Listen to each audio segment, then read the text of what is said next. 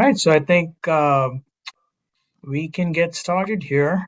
Well, good morning or afternoon, everyone, depending on where you're dialing in from. Welcome to the first ever town hall meeting hosted by the Consultants Council. My name is Amir Razavi, and I serve as the chair of the council. I'm a principal with VHP, and I also serve as a director of transportation systems for the New York City office. The IT Consultants Council serves as a sounding board for the IT Board of Direction on the strategic direction of ITE. We provide a forum for collaboration amongst senior representatives from member firms and work alongside IT staff to identify and develop products and services of benefit to our member firms. This year alone, the following programs and services were developed by the Consultants Council, either exclusively or in collaboration with other employer councils. The informational report on the best practices in selecting transportation consultants, Vision Zero Sandbox Design Competition, sponsorship of the closing plenary at the IT annual meeting, scholarship commitment to IT's Diversity Scholars Program. The purpose of this town hall is to create a platform for all of us to come together, share thoughts and ideas on what you, as members, would like to hear and discuss about relevant topics in our industry. We want this to be a forum that could lend itself to open feedback and help the council create value for its members.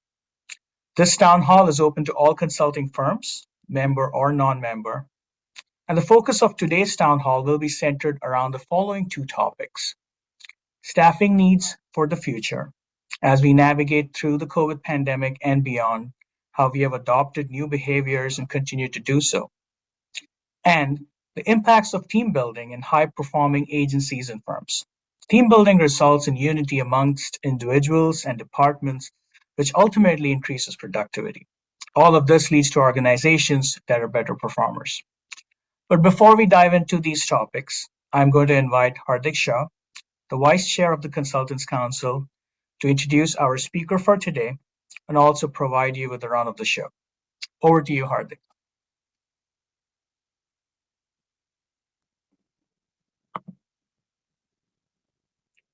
Thank you, Amir.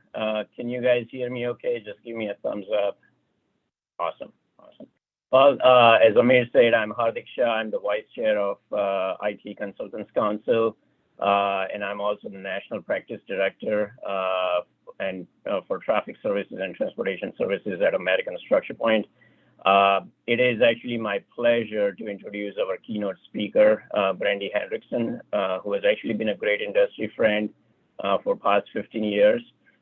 She actually serves as the Deputy Executive Director, Planning and Administration at Texas Department of Transportation. She served much of her career in various roles with different DOTs, especially where I have known her at Indiana Department of Transportation in various leadership roles, including being the commissioner in a CEO capacity from 2015 to 2017. And she really successfully championed the efforts to streamline and improve the delivery of transportation projects, increasing collaboration and promoting innovation within the industry. As the Deputy Director of AASHTO, she most recently worked on some of the critical legislative initiatives that included COVID Relief Fund for state DOTs, and efforts for transportation funding in general, which is actually important for not only the DOT partners, but also the consulting industry as well. She led the development efforts for AASHTO's strategic plan and increased the focus for the organization's diversity, equity, and inclusion initiatives as well. From 2017 to 2019, Brandy actually served as the acting administrator for Federal Highway Administration, where she actually led and developed policy and programs around the administration's safety, infrastructure, innovation, and accountability goals. She has served on multiple transportation boards and is a recognized leader in the industry for her contributions to the transportation industry in general. She's a graduate of Indiana University, go Hoosiers, and she's super passionate about people that she works with. And with that, I think with the topics and the theme that we have for this first town hall, we could not have asked for a better speaker and a keynote. So with that, Brandy, I'll turn it over to you. Thank you again for your time in advance. All right. Thank you, Hardik. Thanks. It's so good to see you. You guys might be wondering with all of this transportation experience that I have, why am I selected to talk about workforce staffing for the future and team building for performance? But I actually started my professional career in human resources. And I feel like even though it's a very unusual and unlikely career path, HR has actually been a terrific foundation for every job I've ever had since. And so I've had, as Hardik mentioned, the opportunity to lead within multiple transportation organizations, but people are really at the heart of my passion and the roles and responsibilities that I've executed throughout my career. So I could talk about this stuff literally all day long. I promise not to do that. I'll keep it short, but did want to just talk a little bit about some of the topics that you'll be diving into a little bit later during your meeting, and just give you my view of the world. So we all know that we're like at this inflection point in so many ways when it comes to our workforce, and FHWA estimates that we're going to have a critical shortage of over 500,000 skilled highway construction workers alone in the next 10 years. And that doesn't include, the truck drivers and some of the, planner functions within the DOT community. But that's a huge gap, and layer on top of that the Great Resignation and the aging workforce that we're seeing. Workforce issues are front and center, not only for state DOTs but also for the transportation community as a whole. We've seen a huge surge in positions going unfilled across the sector. And we know that there are so many new skill sets that are going to be required of all of us to be able to advance, transportation system that we all need to advance economic growth and safety across our country. Some of the skill sets that we know are going to be important revolve around technology and innovation. Connected and autonomous transportation, UAM and UAS are emerging in various ways within our transportation community. Micromobility is something that is relatively new to the scene that we're all trying to figure out. And then, something that is I've had the opportunity to see now that I'm in Texas and engaging with our partners in Florida is how we're using space more as transportation as opposed to solely exploration. And so that's been eye-opening for me to see how space travel is going to, really require us to rethink transportation in that way.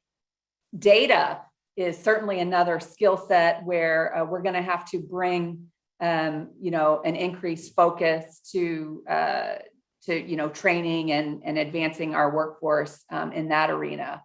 Not only from the, the planning perspective, clearly we're seeing a modal shift. We're seeing, the pandemic has caused, great exodus from city centers into more suburbs and rural areas of the country. It remains to be seen if, we'll see, people returning. I think we've seen some folks returning to the cities, but it could, really change dramatically the way people commute, the way people use transit, and data collection and analysis is going to be key to being able to prioritize our investments and figure out the best use of those very, very precious transportation dollars that we have. Looking at the needs of rural America with that, exodus into where the beaches are, where the mountains are, where the deserts are. We'll have to figure out if we need to shift kind of our focus and our investment in rural transportation and primarily looking at rural transit opportunities and where those gaps are to be able to fill those voids that may exist. And then safety is clearly something that we need to do a better job at. The half-year numbers just came out from NHTSA, and they are terrible.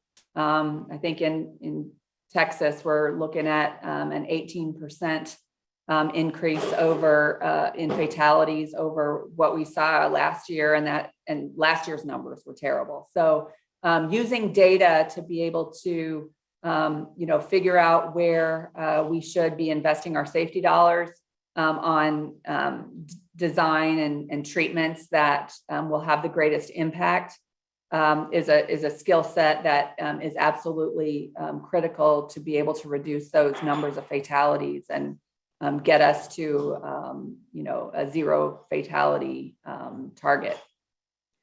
And then finally, when it comes to workforce staffing and development, leadership training is so critical as we kind of plan for what the future of our workforce looks like. As our older employees kind of transition out of the workplace, and as we have younger folks joining our workforce, we know that the characteristics of the younger generations include a desire to take on more responsibility, to take on more management opportunities. And while that's very ambitious and a exciting prospect, we need to be able to train them to take on those responsibilities and develop them in a way that they'll be really good and quality managers and leaders within our organizations. So those are kind of areas where I see from a workforce standpoint and development standpoint that we really need to focus a lot of our attention. They're on technology and innovation, data, and leadership. And I think those are kind of keys to success as we look to the workforce and staffing for the future. Shifting a little bit, I see some strategies for how to get there. I think that we should look at providing some certainty to employees over career progression and pathways, kind of outlining a roadmap for our employees about how they can get from, kind of the entry level role as they come into the organization, and how they can make it through to more leadership roles, but kind of outlining that for our employees so they can view themselves and really chart a path and have expectations about how to get there. I think that we have a responsibility and an opportunity to really demonstrate transportation's value to society. And we've seen, especially with younger generations, how they really connect to, the benefits of society and the, how their jobs can contribute to improvements to people's way of life. And so I think continuing to communicate about that and demonstrate to our employees will really allow them to see themselves in the organization and feel a connection, kind of an emotional connection to the work that they're doing, and seeing how really that benefits society, and really use that as a retention tool. primarily for the younger generation. I see talking about, generational differences. I think that there's a really great opportunity to connect the folks that have been around for a really long time with some of the folks that are new to the organization, helping each other understand, having the folks with more tenure kind of explain why we've done things the way we've done them in the past, using them as kind of networking mentors and allowing them to introduce kind of the newer people to different organizations or different people that can help kind of advance their career. I feel like something that the federal government does really well that the private sector and state DOTs can really learn from is rotational assignments and special assignments and giving folks the opportunity to grow within their positions and to learn more about other parts of their organizations. Not only does that provide a little bit of learning opportunity for the individual and exposure from a career advancement perspective, but it creates a more nimble workforce and creates an opportunity for you as an organization to be able to pivot and shift resources at a much easier pace. And so, when I had the opportunity to work at the Federal Highway Administration, there was a lot of opportunity for employees to take on different responsibilities for 6 or 9 month assignment, go work in different parts of the country or different parts of the organization. And I see that as a great opportunity, certainly for state DOTs to be able to do that as well as industry. And then of course, diversity.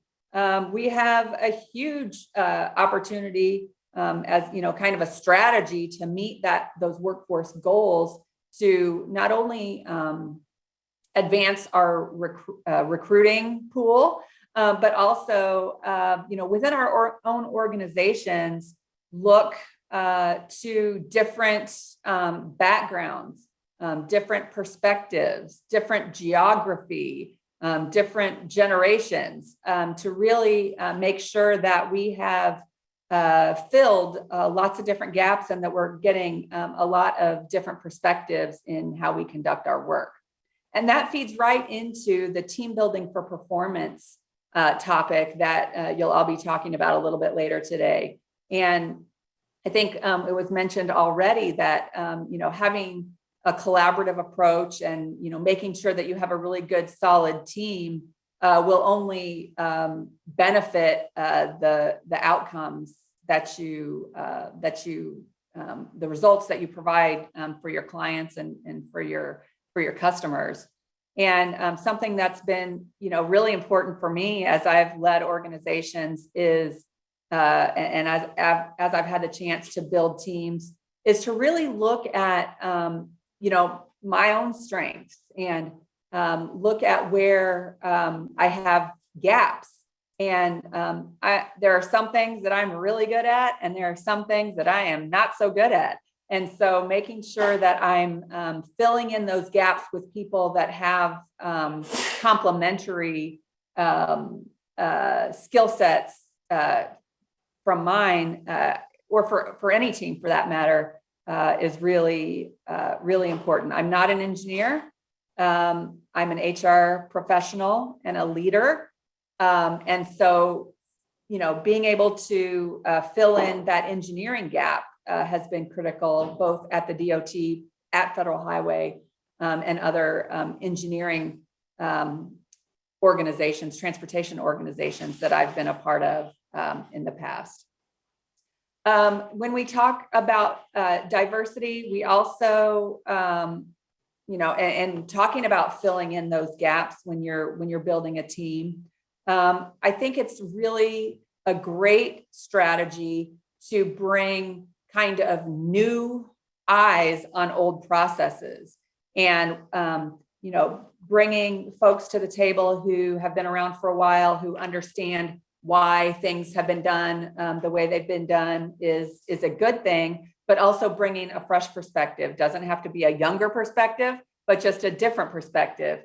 I think that innovation and new ideas, it's important to kind of foster a culture where those are valued, and where people have the flexibility and the freedom to kind of try things out and make mistakes and learn from those. I think that, when we talk about team building, it's also, really important. Communication is such a key part of that, and making sure from a leadership perspective that you're kind of outlining, what the mission is, keeping it succinct so that everybody can kind of see their role in it. In Texas, our mission statement is connecting you with Texas. And everybody can kind of figure out how they do that in their jobs, whether it's a customer service standpoint, whether it's, making the roads safer, whether it's building a new interchange. You can kind of see how your role fits into that mission of connecting you with Texas. And then what's really important in terms of that vision or that mission is aligning the business practices to make sure that kind of everything that you do is rolling up into that mission. You want to be, aligning your performance metrics and your measures with what you want those outcomes to be. And again, it's very critical that you're using data to measure all of that and to be able to test out what's working and what's not working, and making sure that you have really great workforce tools to be able to capture that data and report on it, and highlight where your opportunities for improvement might be. And then finally, I would just say that it's important to not make it too complicated. We talk about strategy, and we talk about, planning for the future and goal setting. And sometimes you can get so wrapped up in being so strategic that some of the things are just not practical. And I can remember back to a time when I worked in Indiana, and we were, having, some visioning sessions and doing some, vision exercises where we're wordsmithing things to death and really just, all wound up in our heads about things. And I just thought, what, we should just work hard and be nice.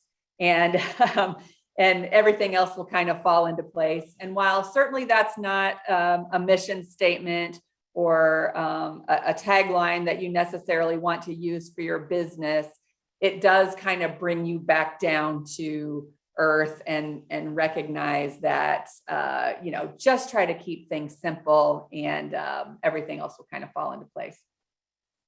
I think we would be remiss in this conversation around workforce and team building if we didn't talk about workplace. And, in the transportation sector, we've been talking about workforce needs as long as I've been in the business. But it's workplace that's been so important to think about as we transition into a post-COVID environment.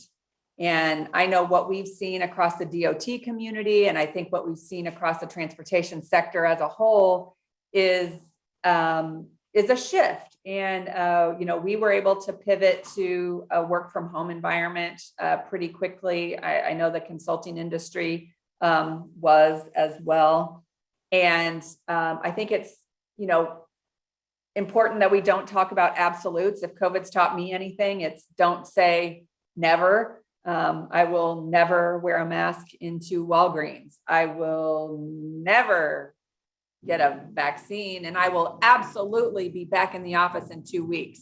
So I think that is something that we've all learned. And so as we look to our workplace of the future, as we look to the workplace of today and the next 6 months and the next 2 years, I think it's important as leaders that we recognize that there's been a big shift in folks' priorities. Things that were at the top of their list 2 years ago might be, third or fourth or fifth on the list now. Faith and family and community commitments have taken a higher priority list, or a higher spot on the priority list.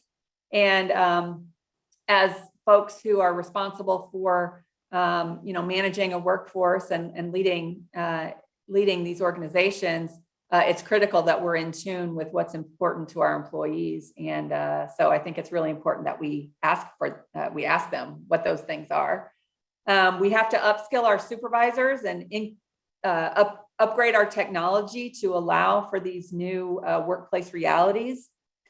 We have to be cognizant of the field versus office dynamics where, we know that there's a substantial part of our workforce that has to show up to work every day. And so we have to make sure that they understand why it's important that we allow flexibility to work from home for some, in certain circumstances. And then make sure that we are maximizing the time that we have together in the office for things that are meaningful for face-to-face interaction. We're breaking bread with each other, or we're celebrating each other's accomplishments, or we're recognizing folks for things, work that's well done, or really problem solving, and not just asking our employees to commute into the office to sit on Zoom meetings all day, and really making that time together meaningful. And so those are some things that I'm going to be working on, things that I think that it's important as we define, our workplace culture over the coming months and years, but also recognizing that it's not an absolute, but it's a work in progress. All of these things, whether it's team building, whether it's staffing for the future, or whether it's creating a workplace where we all want to show up, that is, I think, critical.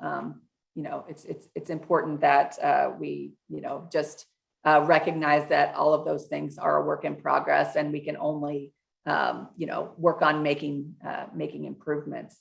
And then at the end of the day, just communicating the value of transportation, what it does for our society and our employees' role in, enhancing the quality of life for all Americans, whether it's from an economic development standpoint, whether it's from a safety standpoint, or a mobility standpoint. Those are all things that we have the amazing opportunity to contribute to and have a very important role in. And so for that reason, I'm so proud to be part of this wonderful transportation community with all of you, and really working to develop a transportation system that we're all proud of for the future, as we hopefully sit on the cusp of a new federal authorization that will bring lots of investment to our states and to our communities that will do just those things that I outlined today. It's great to be with you. I wish you all the best in your meeting today, and can't wait to get the Cliff's Notes version so I can steal some of the really great ideas that come out of it.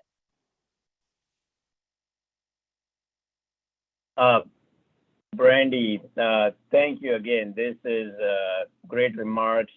Thanks again for taking your time. I know your schedule is pretty busy, but I do appreciate, on behalf of the entire consulting industry here, joining us on this town hall for the remarks on these important topics. And I think there were certain things, everything that you highlighted, so much applicable in this ever evolving, changing industry that we are actually navigating through. But I think this is really something that you've set the stage for the breakout sessions here. So again, thank you for your leadership in our transportation industry, and we wish you all the best, and good luck with your new initiatives at Texas DOT, and hopefully I'll see you in person here soon. With that, I think we can really get going with the breakout sessions as well. So just to give everyone an idea, I think Amir already mentioned about the two topics, and Brandy did a great job giving the remarks on those. We will basically have two breakout sessions. One will be for the staffing for the future, and then the other one for the team building for performance. And we have two great moderators who are actually going to lead us through these breakout sessions as well. So I'll quickly give their introductions as well. But just so that everyone knows the format of this virtual room 1 and 2, the way it's going to work out is randomly half of the crowd is going to be taken into the first topic, and then you will basically switch between the two moderators on the other topics as well. So we are basically going to go through that. You don't have to do anything on your end. I think that's where IT headquarters is taking care of that. But before we get into the breakout sessions, I wanted to introduce David Beardsley. He has 25 years of engineering and management experience in traffic engineering and roadway design disciplines. And he's the corporate lead for traffic and planning discipline at ATCS. He manages multiple traffic engineering and roadway design contracts and projects.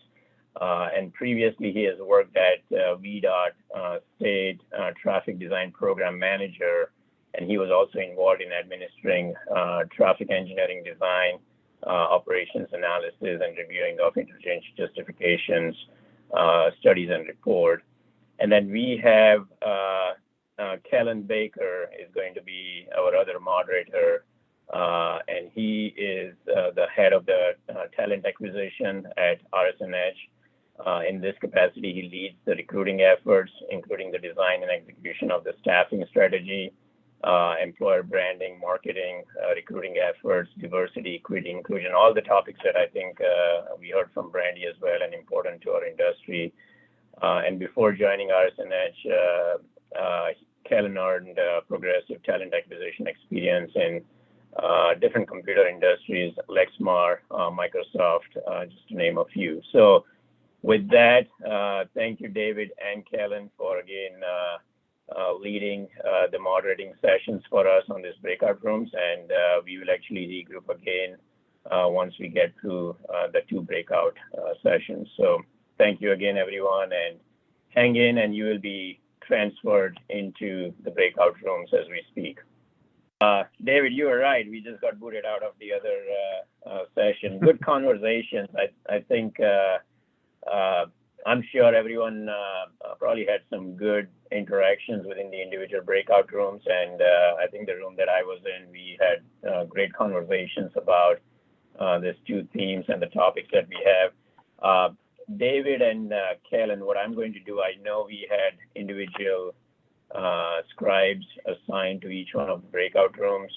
So maybe I can have you guys kind of like talk to those individuals and maybe have them just go through and present some of the summary from the respective breakout rooms, both on the staffing for the future as well as for the team building and performance conversation. So David, I'll probably let you kind of like go first. All right.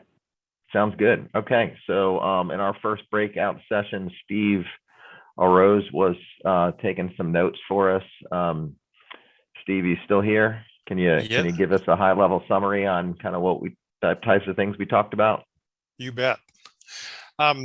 We talked about what does a high performing team look like, and how do you grow one if you don't have one? So the questions that are the observations we had talked about motivation, focus, collaboration of the teams and the people within that. Also to talk on, add on to some of the conversations we just had with Kellen on retention is We need to be sharing common values and being more community focused and not really focused on ourselves as much, but to look more to the community, look to the company as a whole, and what can we do for those groups, not just me, sort of thing. So that was one of the things we talked about. The qualities, we really want to be people focused. Peer-to-peer accountability was something that came up, not necessarily top-down accountability, but hey, how's my coworker and I, how do we get along? Because that's as important as the vertical accountability. Communicating the culture, the vision, the values, building and keeping trust were important. And we really need to consider people's strengths and skills, not just their position. So that was a key thing that I took away. One of the other things that came in both sections was the ability to communicate either peer-to-peer, peer-to-client, company throughout the company, whether it's a small 30, 40, 50 employee company or 5,000 person company, still want to be able to communicate throughout the organization. David mentioned a good book, which I looked up and probably going to be ordering. It's called Debrief to Win by Robert Teschner. Sounds like a very good leadership management tool and some good background. And you really want to work on people that want to work together. Focus your energies on that group, because there are, we all have them in our organizations. There are some people that, hey, I'm a tech and I'm happy there and I'm not growing. And that may hold back the high-performing team. But if you focus on the people that do want to grow, do want to communicate and do want to be the high-performing or your high performers, invest in that group. Let's see. Oh, one of the things about keeping large organizations together, which is, it's important for small companies, but it's even more important for larger companies, is to communicate face-to-face, at least annually. There were some great examples of how to have an annual face-to-face, which in our virtual world, I've met many people on this group, and we've known each other over the years, but and that helps in a virtual. Then there's others that you just have a virtual relationship with, which is different. So the high performing teams have that face-to-face connection, which is going to be more important as we continue in the new normal here. Great. So there you go. Thanks, Steve. Appreciate it. You bet. So that was our first group. Our second group was, I think Joseph Short was also taking some notes. Joseph, a couple minute summary on any major takeaways that you had. Yeah, we hit on a lot of the same topics, obviously, in talking about what makes a high performing team. I think one of the big things that jumped at me was the notion of building trust within the group. We talked about different tools for developing that, and I think you mentioned debriefs, after wins, after losses, midway through projects, at the end of projects, and having that continuous feedback with people so we can continue to learn what we did well, what we can do better next time. And open and honest communication is really important for building that trust. There's also talk about engaging beyond the workplace, out in the community, doing things community service wise to build teamwork. Also, kind of professional development opportunities beyond just the task in front of us. That's the other characteristics as I roll through my notes of the high performing teams. It's a group that's responsive, and proactive was a word that came out, identifying issues early and getting on top of those. Let's see, there was talk about career path and being sure to communicate career paths to people, and the importance of that in keeping a team together so everybody understands where they are within the group and where they're headed. Lots of talk about mentoring and career development. I mean, the importance of making connections with people and keeping the communication lines open. One word that came out was, being intentional about the communications. That kind of tied into some of the discussions of the challenges that we face in our more and more virtual world, is that you do have to be very intentional about communicating with people. I think that is it. I'll add one thing for you, Joseph. That one of my key notes was someone shared about signing up their company for the LinkedIn Learning.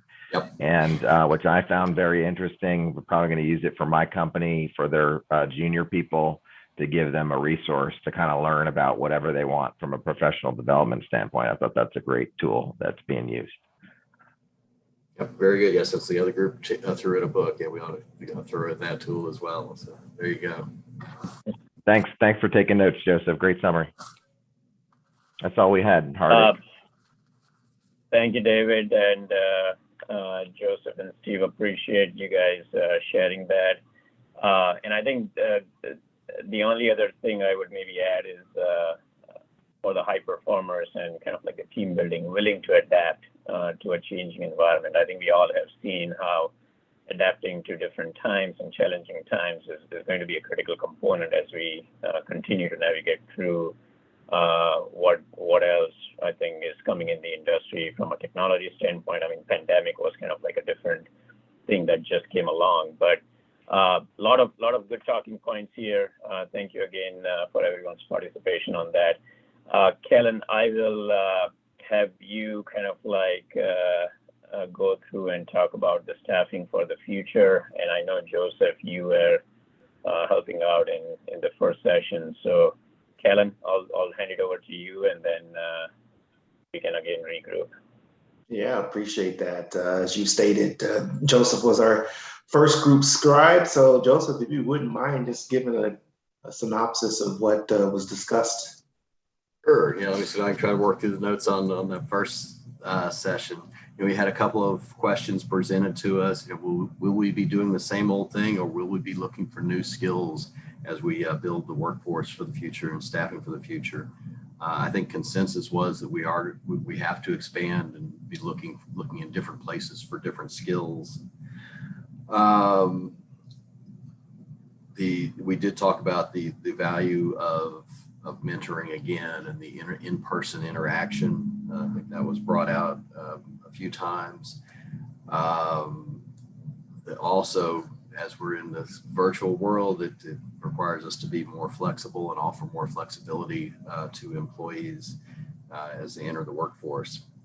A lot of talk about where is the new workforce coming from and the importance of recruiting people to the profession, not just recruiting them to our own firms, but reaching out to universities and talk of reaching to much younger groups, even to the K through 12, to introduce them to the opportunities that they may not be aware of.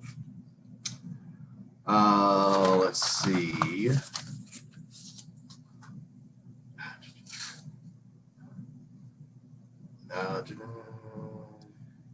The recruiting people into the industry, different professions, the computer science folks, the IT folks, and all the different places that's going to be overlapping our traditional transportation roles. And it's also a need for interacting with the universities to be sure they understand what our needs are, and be sure that they are training up folks and exposing them to the skills that we need within our profession.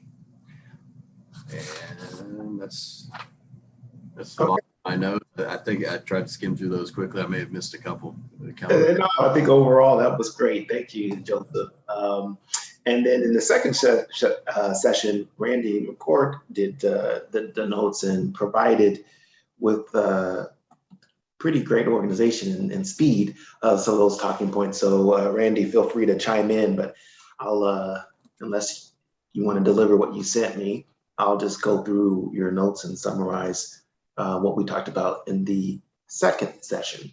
Most So- happy to delegate to you, Kellen. It's all you. I appreciate that. If I missed something, let me know. But so we really talked about some of the difficulties in the current state. So that PE, 10 to 20 years of experience is a tough person to find. The common word there, unicorn. So there's seems to be a struggle with most of us who are in that need, who have that need. Also talked about high school and middle school and being a gateway to the industry beyond just focusing on college, although focusing on college students is still an important piece of recruiting. And then we did talk about the needs of the future, the roles and the type of people that we would need. It was mentioned about the great resignation, and there was a talk about how how to address that. And in one firm, they have a roundtable where they gather non-senior members of the company and they talk about what needs to happen to improve their circumstances, make the company better. And from that, they've changed the vacation and holidays and how they what their offerings are, and that's hopefully going to help them with the recruiting aspect, definitely from a retention standpoint.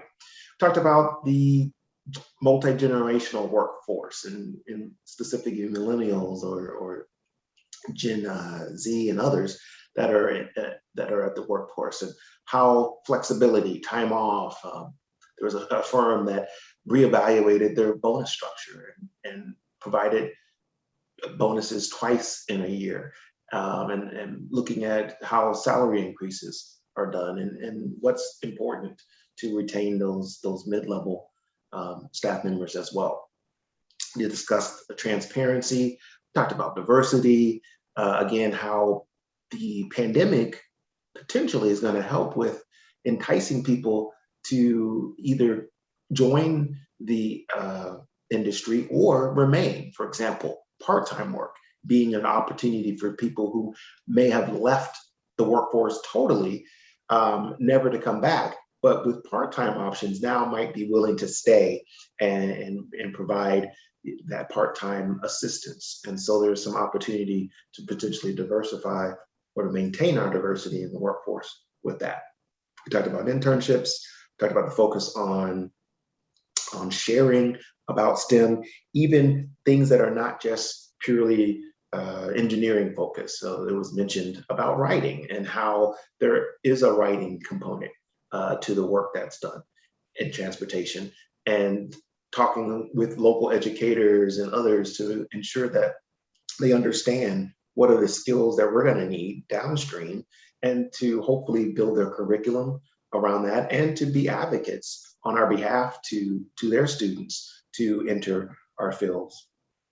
And then in conclusion, we just talked about along the line of career pathing, and that's making sure that the most senior person isn't by default the person that's put in charge, and or the most senior person by default isn't just the highest paid individual. That there may be people who have skill sets for leadership, communication, organization, other things that would make it would make more sense for them to be in a leadership role, maybe even a non-engineer over an engineering project.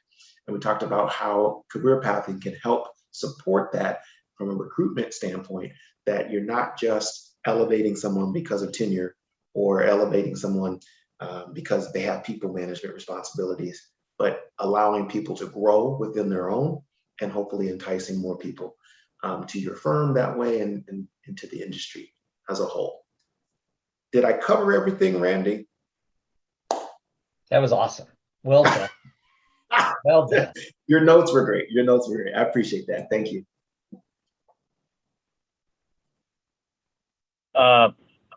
Helen, Joseph, and Randy, thank you again. I think that actually was really good summary, and I think most of us can really even attest to that as well on the challenges that I think we are facing, not just as an individual organizations or firms, but even the industry-wide challenge that we are seeing in here. So Thank you again. I think those are really good conversations. I think on the staffing for future, the only additional point that I would add, Kellen, is I think that career pathing is something that we really feel is one of the most important aspects. I think it helps out on the retention part. Also gives for lack of a better term, the younger engineers excited about what's next for them. And I think those are the things that I remember we talked about in our breakout room as well, that those are the things that the young folks are looking for as well. But I think Gene probably mentioned this as well, that it's also good to help them understand that just enjoy the experience. I think that's another important aspect. And I think one last thing is transparency and willingness to support the staff who is interested in like different initiatives based on where the industry trend is moving. So I think it goes back to Radha brought up the computer science and the data analytics and statistical side of things, where we are seeing more of a lot of decisions are getting data driven as well. So if people are excited and interested in getting involved with those things, I think it's important that we can figure out a way to help them navigate through that as well and support them. And I think from ITE's perspective, I know there's a big focus on STEM, diversity scholars, and a lot of other good initiatives that ITE has actually undertaken. So I think all in all, I mean, we as organization and kind of like industry professionals, I think we all have to walk the walk together, whether it's on the staffing side or whether it's on the team building, and especially with the high performers, whether you're doing it more on an internal team building environment or whether it's also external team building with owners, clients, or other teaming partners. So thank you again, everyone. I think that's really a good wrap up on this important topic. Amir, I will kick this back to you again. I think we do have some time and we can actually open it up for maybe an open forum. So Amir, all yours. Thanks, Hardik. Well, that was great. That was really excellent. Just so many great discussion topics, such great insights. And hopefully everyone enjoyed that. I certainly appreciate the active participation. But I want to open it up to the audience now, for questions or discussions on what you heard today. Is there anything else that folks would like to talk about? Are you able to share some other experiences that you may have had, or is there anything that you heard today that might make you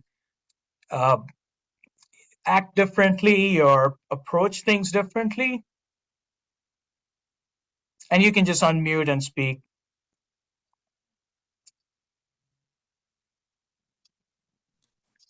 I would just encourage, don't be shy. I like the idea that Ken Hurst do with the younger staff, create a symposium. I think to me, even though they're larger than my firm, I think size doesn't matter. You just have to apply that. And the other two, Amir, there was a lot of great conversation here. A lot of the companies have different programs. Maybe as we continue building a consulting council, maybe we can create kind of like lessons or sharing documents or how each companies do their program, so we can, learn from them as well. Yeah, thanks, Carlos. Yeah, no, I think, really, I feel like, a lot of what we've been discussing today almost, lends itself to best practices, right? And in certain ways of how we do things. So I totally agree. One other thing, I mean, I always, like Brandy mentioned this earlier, and this came up in one of our discussions too, that, promoting ourselves in the sense that, a lot of what we do is doing good for the community, doing good for the society. And, I think we are aware of that, but it's, we often feel like we don't do a great job in marketing ourselves from that standpoint, whether it's to the community, to the local politicians, or to the students. And I think that's something that's very important to, keep top of mind as we go about things. I mean, certainly for me, it's something that I feel we're all aware of in the back of our minds, but we tend to forget. So that's certainly something for me that I feel, I got to keep in mind. Any other thoughts? Have you faced challenges that weren't discussed today? Anything either on these topics or something else that you feel might be relevant?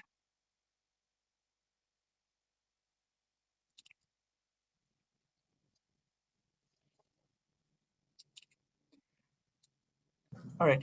So I think, Throw one at you. Yeah, sorry, go ahead, Jody. Yeah, no, I'll throw one at you and just kind of the challenges of recruiting today.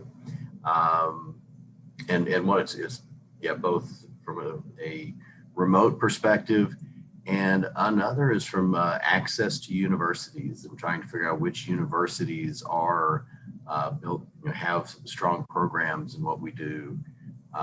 We've had the experience with a couple of the large universities in Texas that really try to funnel people through a career fair type situation, and it's a very different environment than we're accustomed to, and it's playing to a very broad audience, and it's tough to make connections with folks we want to make connections with in an environment like that. But the universities are pushing us into that as the only access point to their students. Yeah. Yeah, certainly that's something that we've also been hearing on our end, very much so, as we've been speaking to universities.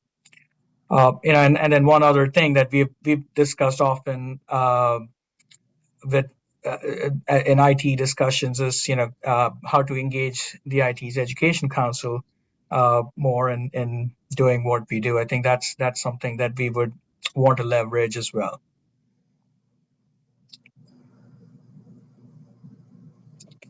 Yeah, Amir, can I just say one other good observation from the conversation?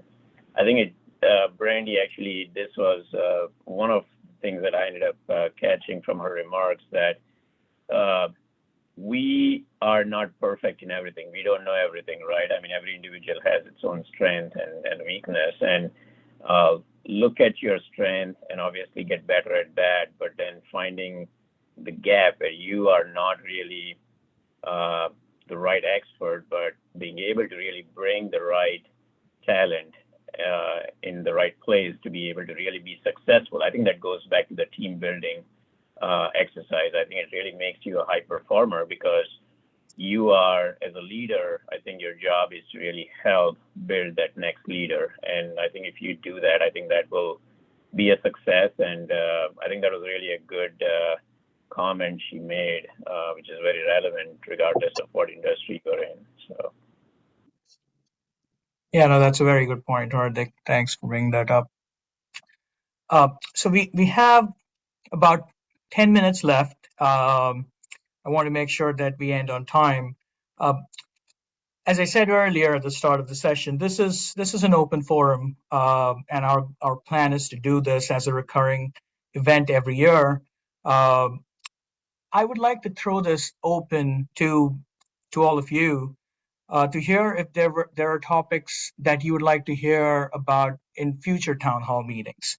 Couple of topics that we've been discussing, which we think might be useful, would be doing a roundtable of maybe 8 to 10 firms, getting executives from those firms and talking about industry events, talking about in this as diversity and inclusion becomes more important, how to encourage partnering with the minority, women, disadvantaged business enterprises.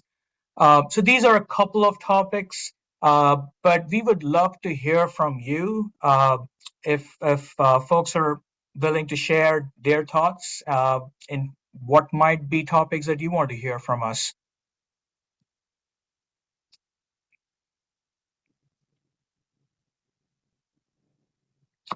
Don't feel shy. I'm sure there's things that you folks are, we're all dealing with. So I'm sure there are things that you want to hear, you want to learn more about. And again, this is an open forum. This is, we as a consultants council are looking to bring value to our member firms. So we're doing this for you. So we certainly want to bring in topics that that you think are important to you, that you want to hear more about. So this is your chance to share any thoughts. Coming from California, and I'm doing it with other my colleagues here. It's really sharing some salary, the range of salary between the different levels of staff. We start seeing the public agencies because their demand are paying a lot more higher than consultants to stay. So that's impacting the private firms. So I think, and then this is during the pandemic, post-pandemic, and with the new bill, I think that's going to change even more. So how do we stay in tune with the changes in our salary, the demands by the different industries? That's a good point. Yeah. That's, I think, the whole from an industry standpoint, and continuing to be relevant and continuing to maintain those standards from a salary standpoint. That's a good one. So again, I'm taking notes here. So again, these are things that we will be discussing in our executive committee meetings, but please keep them coming. Thanks, Carlos. I think that's a good one. Anything one more else? thing, Yes. but one more thing, we need to share that information with the Public Agencies Council, because as we increase our salary, our value is going to increase too. So they need to be aware that Congress has to increase to maintain the salary, but also our profitability. Sure. And to that point, as I said earlier, we collaborate with other employer councils, and something that we did earlier this year is prepared the best practices in selecting the transportation consultant handbook. So, and that was in collaboration with the Public Agency Council. So we would love to hear if there are other things that you think would be helpful to do with other employer councils as well. I mean, the town hall is certainly one forum, but if there are other initiatives like that the member firms would like to see, I think that would be a very good one.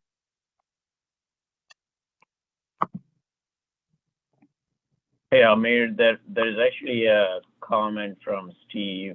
I think he mentioned addressing how the consultant community is dealing with VMT analysis versus level of service analysis that is starting to become more mainstream. I think we know a state who is leaning in that direction, right? On the West Coast. Yeah, and Steve, I think that's a good one. And I know that IT is working on that topic specifically. I believe there's a task force that's looking into this. So certainly a very relevant topic, and I'll circle back with IT, but I think there is a task force in play. And Steve, if you're interested in being part of it, certainly feel free to reach out. Thanks, Hardik, for pointing that out. This is Randy, Amir. Hey, Randy. There's been actually a lot of work done in California in that space, and the Western District, if people are looking for references, has a committee in place that is tracking that issue, the Senate Bill 743. And if anyone needs information, they should feel free to reach out. You can reach out to me and I can put them in contact with resources. Whether it's VMT or other, I think the broader issue is the use of level of service, maybe not VMT, but the use of level of service as the all-knowing, all overarching performance measure. I think that's the bigger issue. And it may be that VMT is part of that. Maybe it's not, maybe it's something else, but this concept of, level of service or nothing, as well as the 85th percentile or nothing, I think those are issues that the industry is working out right now. Thanks, Randy. I see another point in the chat from Dongmei. Lynn, executives should hear what employees want or need. Can you have junior or mid-level employees in future discussions to hear their perspectives? Absolutely agree. It's something that I know we discussed in our breakout session, in terms of how to engage the junior and mid-level employees in the larger decision making. So again, I think That's also a great point. We'll certainly take that into consideration and see how we can have better engagement with the junior mid-level employees as well. That's great. We still have a couple minutes. Is there anything else?